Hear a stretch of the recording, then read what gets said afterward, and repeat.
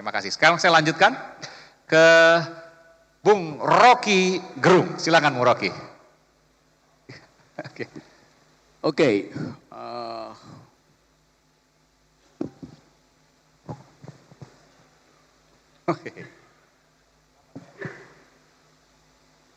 Audionya udah.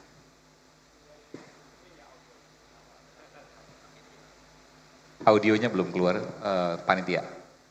Oke, saya pakai mimbar ini supaya setara dengan Wakapolri. Dan kenapa dari tadi mimbar ini nggak dipakai? Padahal ini adalah peralatan pertama untuk mengucapkan pendapat umum. Dalam tradisi Yunani, setiap mimbar disediakan untuk mereka yang punya dalil. Dia disebut umum karena akhirnya terlihat orang yang bicara siapa tuh. Itu sifat pertama. Saya mau terangkan sebetulnya balik pada tema tadi. Apa sebetulnya yang disebut pendapat umum? Emang ada pendapat khusus? Pendapat khusus itu kalau Anda mau meminang pasanganmu untuk diajak nikah, itu pendapat khusus. Tapi begitu pendapat itu diucapkan di depan umum, maka pendapat itu harus dihasilkan di dalam upaya untuk menentang pendapat lain. Kalau Anda ditanya, apa pendapatmu? Saya sependapat. Itu artinya dia tidak berpendapat. Pendapat hanya disebut pendapat kalau diajukan untuk menghalangi atau bahkan membatalkan pendapat lain. Jadi dari awal, sifat dari pendapat itu adalah untuk cari gara-gara. Itu dasar ontologinya tuh. Saya berpendapat supaya saya berbeda dengan pendapat Anda. Itu namanya pendapat. Jadi pendapat itu tidak boleh disopan santunkan. Kalau Anda mengucapkan pendapat dengan cara sopan santun, artinya Anda tidak berpendapat. Takut mengucapkan sesuatu yang kontras dengan pendapat orang lain. Saya tadi sebut istilah kontras. Ada teman kontras tadi. Kalau Anda perhatikan misalnya, kata kontras itu artinya tidak sependapat.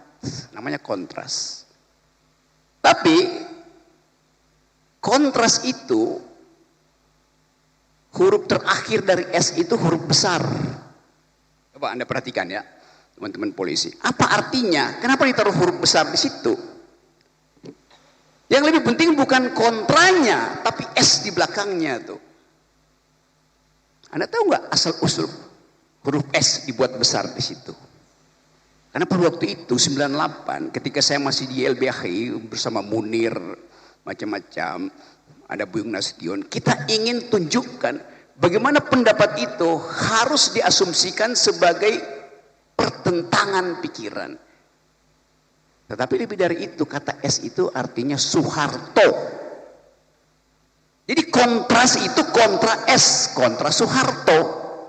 Pada waktu itu kita selundupkan kemarahan kita dengan kata itu dan S di belakangnya besar. Jadi maksudnya jelas, kontra terhadap pendapat Soeharto, full stop. Gak ada keraguan kita katakan waktu itu. Kenapa? Karena moralnya ada pada kita, pada masyarakat sipil. Saya buka aja rahasianya itu, kenapa S-nya di belakang itu besar. Sekarang kontra S-nya apa? S-nya apa? Subianto, Sigit. Itu namanya hermeneutic of suspicion. Kita mencurigai sesuatu, kita takut mengucapkan itu, kita pakai bahasa simbol S-nya di situ. Mungkin kontra sekarang itu S adalah kontra saya, kontra siapa aja tuh. Jadi saya mulai dengan cara berpikir itu. Lalu kita lihat apa sebetulnya kemarahan publik kepada Parcok hari ini. Sebut aja secara resmi. Kenapa publik marah pada Parcok? Bahkan marah pada oknum gitu. Absurd. Kita coba lihat bagaimana sebetulnya proses yang kita sebut sebagai reformasi kepolisian. Tidak pernah terjadi reformasi. Yang terjadi pemisahan antara tentara dan polisi pada waktu itu. Yang terjadi adalah pemisahan kelembagaan, bukan evaluasi terhadap kondisi. Sebentar Bung Rocky. Pak Waka, isi dan judul di luar tanggung jawab moderator ya.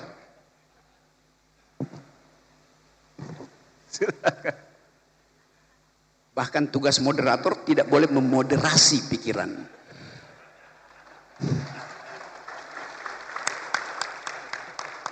Tugas moderator hanya menjaga tata tertib, bukan menjaga pikiran. Ya udah, oke. Saya lanjut ya. Waktu kita mulai membayangkan kita mau pergi pada demokrasi, urusan pertama kita adalah siapa yang mengganggu demokrasi? ABRI 98 yang mengganggu, menghalangi demokrasi. Siapa itu ABRI? Tentara dan polisi.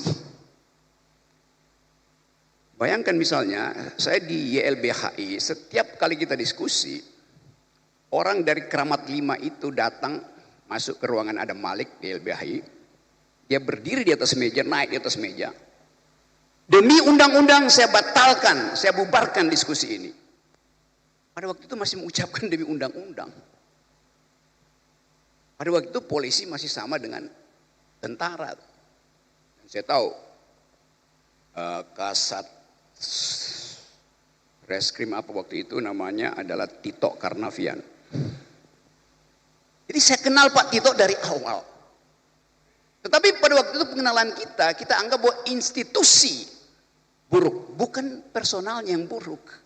Sekarang ada orang yang maki-maki Pak Tito tuh. Tiap hari maki-maki Tito. Kenapa? Tidak kita biasakan untuk mengevaluasi kondisi yang menyebabkan kepolisian sekarang itu dibenci oleh rakyat. Lalu kita dalami lahan-lahan. Waktu terjadi reformasi, polisi dipisahkan dari tentara, tentara disuruh balik ke barak, polisi betul-betul jadi aparat Kamtipnas. Tapi itu adalah reformasi.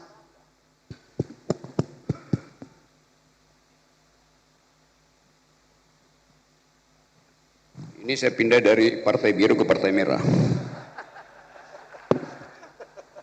Karena Partai Biru juga ternyata udah di bail out oleh Gajah Merah. Oke. Dari mana tadi ya? Jadi yang terjadi adalah reformasi kelembagaan. Terjadi reformasi, tidak terjadi transformasi. Lembaganya dipisahkan, tetapi value-nya tidak ikut tertransformasi. Tadi dikatakan polisi harus kembali pada prinsip supremasi sipil. Itu juga salah. Yang mesti supreme itu bukan orang sipilnya, tapi nilai-nilai sipil. Jadi yang benar bukan supremacy, civilian supremacy, tapi the supremacy of civilian value. Supremasi dari nilai-nilai sipil. Di dalam demokrasi mau tentara, mau satpam, mau akademisi, profesor, punya ijazah apa enggak punya ijazah, tunduk pada nilai sipil. Lampu merah artinya tentara harus berhenti, polisi harus berhenti, profesor harus berhenti. Itu namanya nilai sipil. Jadi lampu merah itu nilai sipil, lampu hijau nilai sipil. Kan itu yang kita mau biasakan kan. Jadi sebetulnya kita mau bongkar dulu bahwa kenapa hari-hari ini ada ketakutan pada, tadi Usman Hamid pakai istilah the revival of authoritarianism. Sebetulnya itu masih abstrak, kembalinya otoritarianisme. Lebih tepat creeping militarism. Pengamat dunia sekarang menganggap Indonesia militarisme itu lagi merangkak, creeping. Dan itu yang sebetulnya lebih berbahaya daripada reformasi. Reformasi TNI tersusul oleh creeping militarism, kita balik pada the revival of authoritarianism. Itu soalnya tuh. Jadi saya mau terangkan bahwa ada reformasi, terjadi pemisahan lembaga tentara dan militer, tapi hanya sekedar reformasi, bukan transformasi. Kenapa? Karena nilai-nilai militeristik tidak tercegah di 98. Nilai-nilai itu carry over ke dalam sistem demokrasi. Jadi sebetulnya kita belum masuk di dalam era demokrasi. Reformasi tidak menghasilkan demokrasi. Terjadi perubahan kelembagaan tapi tidak terjadi perubahan nilai-nilai berdemokrasi. Dengan kata lain, kalau kita sebut kita pindah dari otoriter ke demokrasi. Pindah itu artinya langkah keluar dari orde baru masuk ke orde reformasi. Kita baru keluar dari, belum masuk ke. Lembaga-lembaganya lengkap. KPU ada, parlemen ada, Mahkamah Konstitusi ada, DPR ada. Lembaganya lengkap, tapi pelembagaan belum berlangsung sempurna. Hanya itu yang mau kita pastikan. Jadi sekali lagi kalau kita mau bicara tentang reformasi, transformasi, apapun istilahnya, kita mesti lihat bahwa kondisi kelembagaan kita itu tidak menghasilkan pelembagaan, hanya ada perubahan di dalam lembaga. Tetapi kita mulai lihat bahwa ada inisiatif lokal untuk menghasilkan ide tentang demokrasi. Waktu demonstrasi Agustus kemarin saya ada di Pekanbaru di Riau. Nemenin Irjen Heri Heriawan, Kapolda Riau.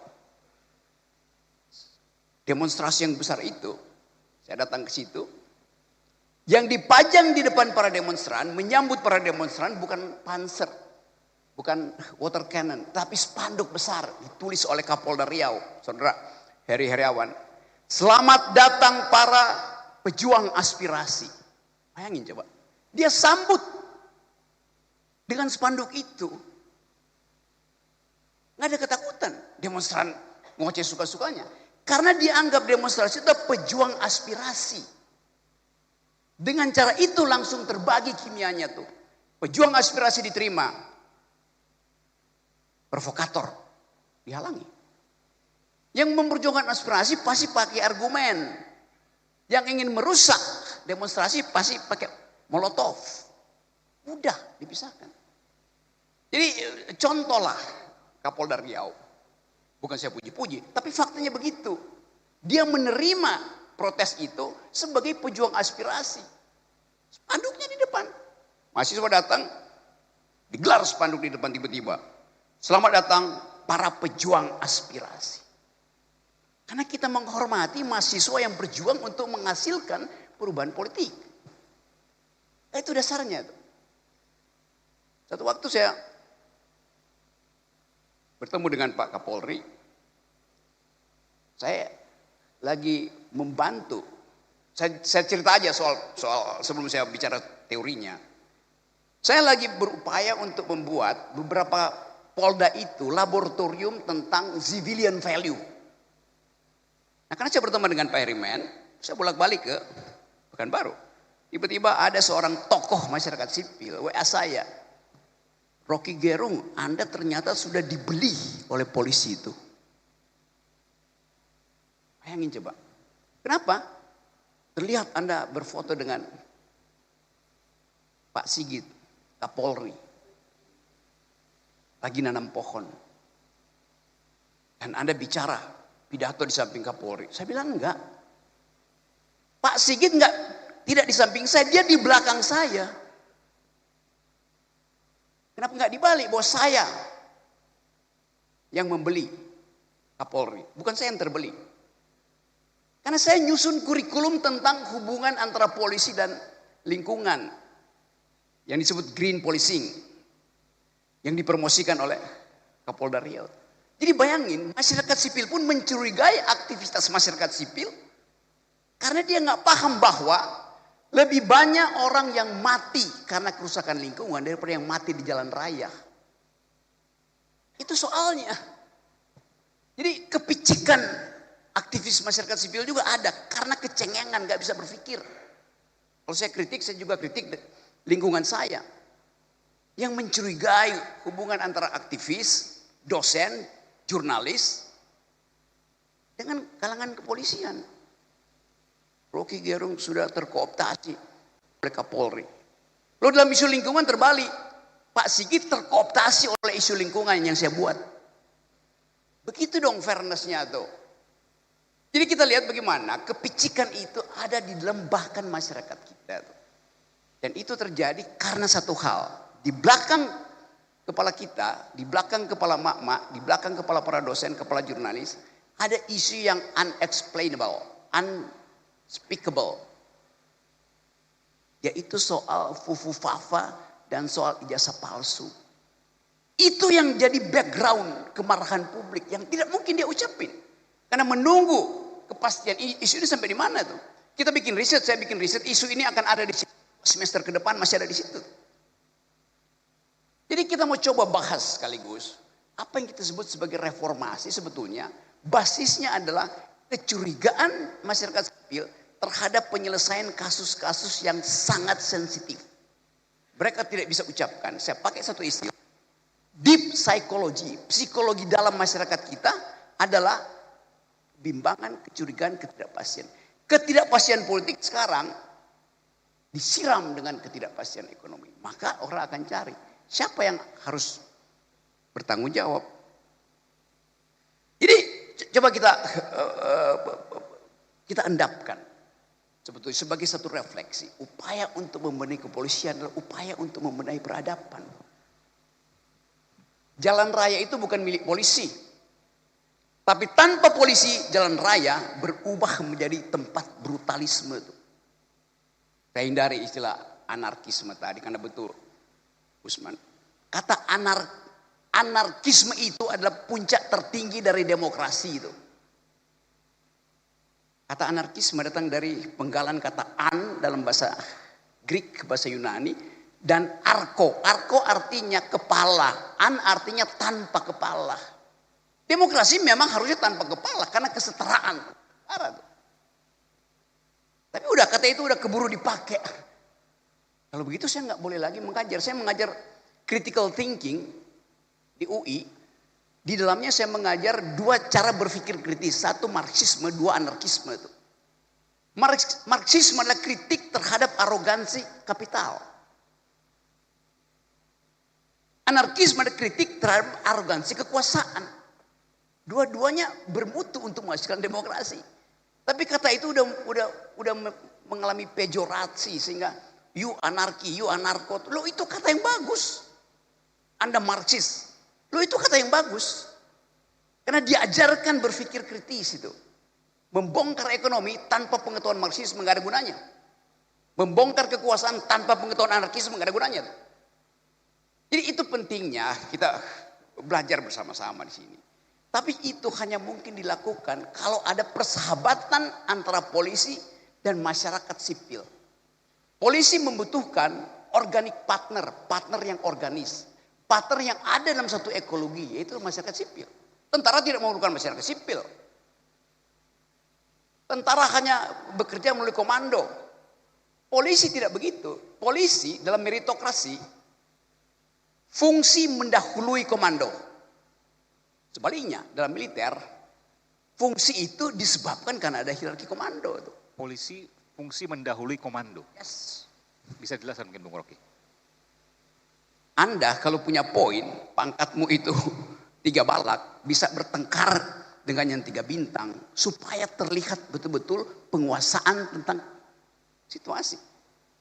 Reserse yang diperiksa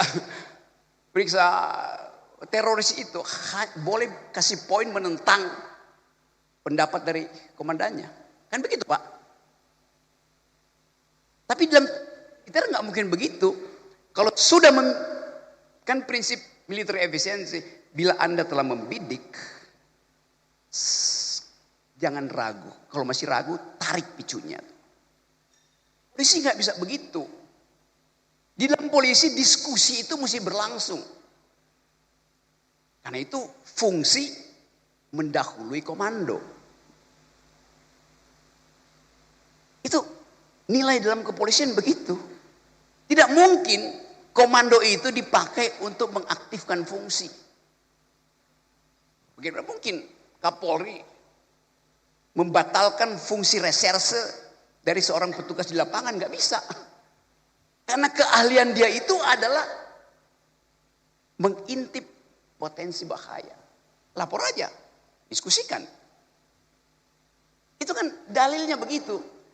Karena kita sama-sama hidup di dalam satu iklim yang memungkinkan kita bertengkar di dalam sistem demokrasi. Kecuali kita hidup di dalam the republic of fear. Di Setiap kali ada ketakutan, maka minta jaminan polisi. Dengan kata lain, rasa nyaman harus mendahului rasa aman. Itu ide Kamtipmas. Saya merasa aman karena kampung saya di setiap gang ada satu kompi brimob. Memang saya rasa aman. Tapi saya tidak merasa nyaman. Itu soalnya. Kalau keadaan perang, rasa aman harus mendahului rasa nyaman. Dalam keadaan harmoni, demokrasi, rasa nyaman mendahului rasa aman. Dan itu tugas kepolisian. Gak mungkin saya rasa aman kalau di mana-mana saya lihat ada Kopassus di situ. Gak bisa, saya gak akan aman. Karena saya tahu setiap saat dia bisa kokang senjata. Kayak kemarin kasus demonstrasi di Glodok itu, tentara berkeliaran di situ. Gak ada yang rasa nyaman di situ. Rasa aman diproduksi karena saya tahu di belakang saya ada senjata. Rasa nyaman diproduksi karena saya tahu di belakang saya ada polisi. Kenapa? Saya bisa bercakap-cakap dengan polisi. Kenapa? Kita satu grammar. Polisi itu adalah masyarakat sipil yang dipersenjatai untuk melakukan tadi tindakan terakhir itu represi. Tapi sebelumnya diskresi polisi itu selebar demokrasi itu. Jadi bagus betul kita bicara di sini hanya untuk menerangkan bahwa negeri ini memerlukan dikembalikannya civilian value, nilai-nilai sipil, bukan orang sipil. Banyak orang sipil yang pikirannya militeristik kok. Dan bisa lebih militer dari tentara tuh. Tetapi demokrasi dan polisi hidup bersama dalam ekologi the supremacy of civilian value. Jadi itu yang menerangkan kenapa kalau kita tiba pada semacam keinginan bersama, kita akan katakan bahwa reformasi polisi itu sudah berlangsung pertama di dalam tahap pemisahan kelembagaan. Tahap kedua adalah transformasi nilai. Dari nilai-nilai yang militeristik di Orde Baru, pergi pada nilai-nilai civilian value di era sekarang. Era ketika seluruh nilai global itu mengalami turbulensi itu. Apa nilai baru sekarang? Nepalisme. Dan seluruh dunia akhirnya mengakui bahwa suara netizen bisa membatalkan suara parlemen. Ada problem dengan hak asasi manusia. Apakah anak muda Nepal yang mencemplungkan Perdana Menterinya ke dalam sungai, dia melanggar hak asasi manusia? Jawabannya? Pasti dianggap melanggar. Tetapi bagi mereka yang tahu bahwa deprivasi tidak bisa lagi dikendalikan, mereka anggap saya tidak melanggar hak asasi manusia, hanya melanggar hak pencemaran sungai. Selamat datang Pak Kapolri, Jenderal Polisi Dr. Andes Listio Sigit Prabowo MSI. Ya karena sebut. Silakan Bang Rocky. Ya selamat datang Pak Sigit. Saya sudah sebut 4 kali nama Pak Sigit. Dan saya tahu Pak Sigit akan tiba on time. Right at the time Bung Rocky, Pak Kapolri. Saya lanjut lagi ya bahwa saya baru pakai 4 menit, masih ada 8 menit. Jadi waktu kita mengucapkan kata reformasi sebetulnya itu terlambat. Yang kita perlu sekarang adalah istilah transformasi.